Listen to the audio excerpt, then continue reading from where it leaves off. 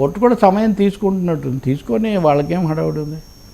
Yeah sir, Allu Arjun serial ఇలా కొనసాగుతుంది ఆయన ఎపిసోడ్ అంతా కూడా ఎలా చూడాలి? ఈరోజు మళ్ళీ నాంపల్లి కోర్టు సంబంధించి ఆయనకి ఇచ్చిన రిమాండ్ గడువు ముగియడం ఇంకా డైరెక్ట్గా పిటిషన్ కూడా వెళ్ళారు ఈయన.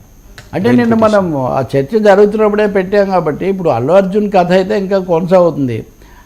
బాక్సాఫీస్లో దాంట్లో 1600 కోట్లు దాటింది అనేది అదొక లెక్క అయిపోతే, ఆయన ఈరోజు పిటిషన్ వేశారు నాంపల్లి కోర్టులో.